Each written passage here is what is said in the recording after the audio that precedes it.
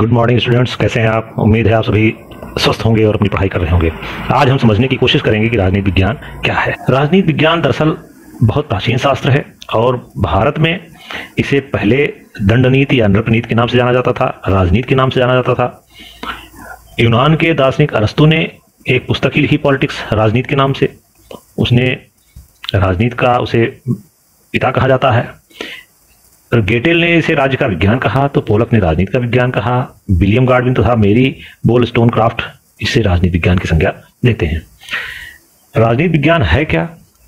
साधारण लाइन में, एक लाइन में कहें, साधारण शब्दों में कहें तो राजनीति विज्ञान वह विषय है जिसमें राजनीति का व्यवस्थित अध्ययन किया जाता है। जैसे जैसे हर शास्त्र का विकास होता है, राजनीति का भी विकास हुआ है। जो परंपरावादी प्रारंभिक विचारक थे, जैसे गार्नर, जेलिनेक, ब्लंट्सली, गेरिस, लेविस, ये सब जो है राजनीति विज्ञान को राज्य का अध्ययन करने वाला शास्त्र मानते थे। गार्नर ने तो एक लाइन की परिभाषा ही दी है, राजनीति विज्ञान का आरंभ और अंत राज्य से होता है। यानी उन्होंने राजनीति शास्त्र को एक ऐसा शास्त्र कहा जिसमें सिर्फ और सिर्फ राज्य का अध्ययन किया जाता है। इसी तरह ब्लंट्सली ने कहा कि राजनीति शास्त्र एक ऐसा विज्ञान है जो राज्य से जुड़ा हुआ है, राज्य से संबंधित है, उसकी आधारभूत परिस्थितियों का अध्ययन करता है, उसकी प्रकृति क्या है, स्वरूप क्या है, उसका अध्ययन करता है, उसके विकास को समझने की कोशिश करता है कि कैसे कैसे इसका विकास हुआ, आधुनिक स्वरूप में कैसे आया। तो विचारकों का एक वर्ग मानता है कि राजनीति शास्त्र राज्य का अध्ययन करने वाला शास्त्र है, जबकि एक वर्ग ये कहता है कि राजनीति शास्त्र जो है ये सरकार का अध्ययन करता है। वो ये कहते हैं कि राज्य एक अमूर्त संस्था है, अगर अध्ययन हो सकता है तो सिर्फ सरकार का हो सकता है, इसलिए राजनीति विज्ञान को सरकार का अध्ययन माना जाना चाहिए। और लिकाग ने तो कहा एक ऐसा शास्त्र है राजनीति शास्त्र जो सरकार से संबंधित है, सरकार से जुड़ी चीजों का अध्ययन करने वाला शास्त्र है। सीले ने तो बहुत ही रोचक परिभाषा दी है। वो कहते हैं जिस प्रकार अर्थशास्त्र धन संपदा का अध्ययन करता है, जीव विज्ञान जीवन का अध्ययन करता है, बीजगणित अंकों का अध्ययन करता है, रेखा गणित में स्थान और दूरी का अध्ययन होता है, ठीक वैसे ही राजनीति विज्ञान में सरकार का अध्ययन किया जाता है। तो एक वर्ग जो राज्य का अध्ययन मानता है, दूसरा वर्ग है जो सरकार का अध्ययन मानता है। इसी तरह एक वर्ग ऐसा भी है जो राज्य और सरकार दोनों का अध्ययन मानता है। ऐसे में गेटेल का नाम ले सकते हैं आप, गिलक्राइस्ट का ले सकते हैं, पाल जेनेट का ले सकते हैं, और बहुत सारे विचारक हैं जो ये मानते हैं कि राजनीति विज्ञान राज्य और सरकार दोनों का अध्ययन करने वाला शास्त्र है। गेटेल ने तो बहुत व्यापक रूप से सोचने की कोशिश की है। उनकी परिभाषा है कि राजनीति विज्ञान भूत, वर्तमान और भविष्य तीनों में ही राज्य का अध्ययन करता है। यानी राज्य के भूत का भी अध्ययन करता है, अतीत में क्या इतिहास रहा है, वर्तमान में क्या है इसका भी अध्ययन करता है, और भविष्य में कैसा होना चाहिए इसका भी अध्ययन करता है। उसके राजनीतिक संगठन का, उसके कार्य का, उसकी राजनीतिक संस्थाओं का, भूत, वर्तमान और भविष्य में तीनों स्वरूपों में जो अध्ययन करने वाला शास्त्र है उसे हम राजनीति शास्त्र कहते हैं। बाद में सर फ्रेडरिक पोलक एक विचारक आए। उन्होंने राजनीति शास्त्र को दो भागों में बांट दिया, एक सैद्धांतिक और दूसरा व्यवहारिक।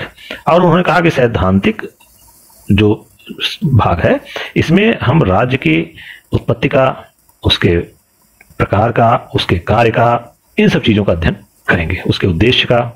और दूसरा उसका व्यवहारिक पक्ष का अध्ययन करना। यानी व्यवहारिक पक्ष क्या है? सैद्धांतिक में तो उसकी संस्थाएं आ गई, उसके जन्म कैसे हुए, अतीत कैसा रहा, उसका उद्देश्य क्या रहा, उसके कार्य क्या हैं, इन सब सिद्धांतों का अध्ययन किया जाएगा राज्य के। और व्यवहार में सरकार बनती कैसे है, व्यवहारिक राजनीति को पढ़ने के लिए उन्होंने बताया कि व्यवहारिक राजनीति में पढ़ाया जाएगा शासन कैसे काम करता है, शासन बनता कैसे है, काम कैसे करता है, शासन पर दबाव कैसे होते हैं, सरकार शासन से प्रतिक्रिया कैसे मिलती है, शासन और शासित के बीच संबंध क्या है, उनका विश्लेषण करने वाला शास्त्र। तो उन्होंने सैद्धांतिक और व्यवहारिक राजनीति की बात कही। ये तो परंपरावादी विचारक हो गए।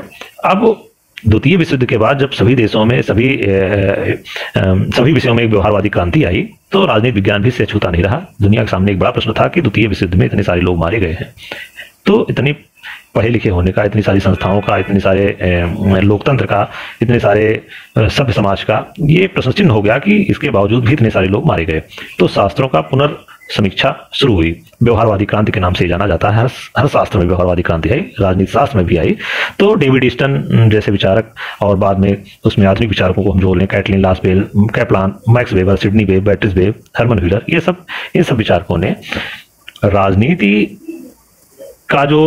विज्ञान का जो अर्थ था उसको और व्यापक बनाने की कोशिश की। इन्होंने ये कहा कि राज्य और सरकार का और व्यक्ति का अध्ययन तो होता है राजनीति शास्त्र में, से कोई दो राय नहीं है, लेकिन राजनीति विज्ञान वहां तक व्याप्त है, वहां तक फैला हुआ है जहां तक कहीं हम शक्ति संघर्ष को विद्यमान पाते हैं। यानी जहां कहीं संघर्ष हो रहा है, जहां कहीं शक्ति को लेकर के राजनीति हो रही, संघर्ष हो रहा है, वहां राजनीति विज्ञान का अस्तित्व है।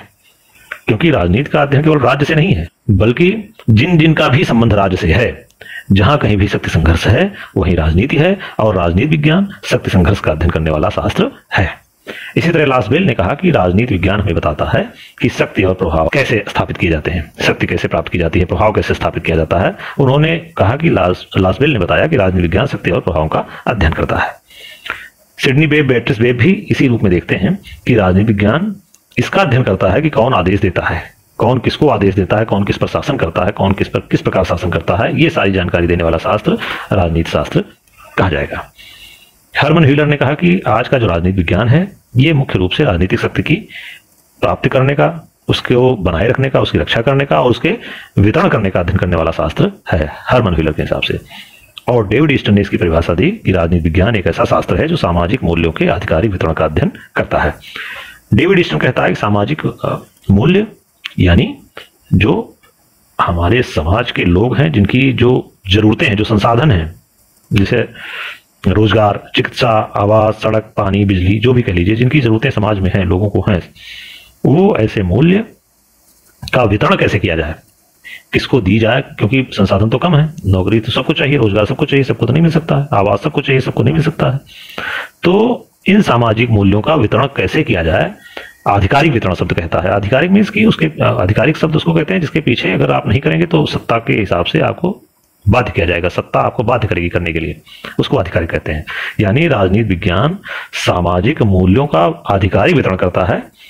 और इस तरह से डेविड ईस्टन ने बताने की कोशिश की कि राजनीति विज्ञान पूरे सामाजिक व्यवस्था को बनाए रखने के लिए उनके बीच मूल्यों का आधिकारिक आवंटन या वितरण करता है। तो संक्षेप में हम देखें तो हमने ये देखा कि प्राचीन काल में राजनीति शास्त्र को राजा से जुड़ी नीति, नृप-नीति या दंड नीति के नाम से जाना जाता था। प्रारंभिक काल में इसमें राज्य का अध्ययन होता था, सरकार का अध्ययन होता था, सरकार और व्यक्ति के संबंधों का अध्ययन होता था।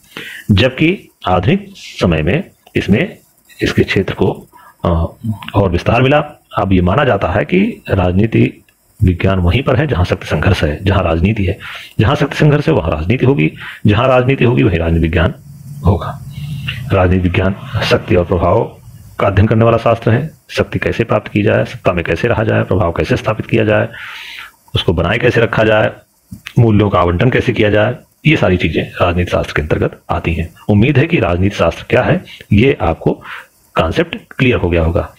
अगर कोई प्रश्न है तो आप कमेंट बॉक्स में जरूर लिखिए। देखते रहिए मेड फॉर स्टडी। धन्यवाद।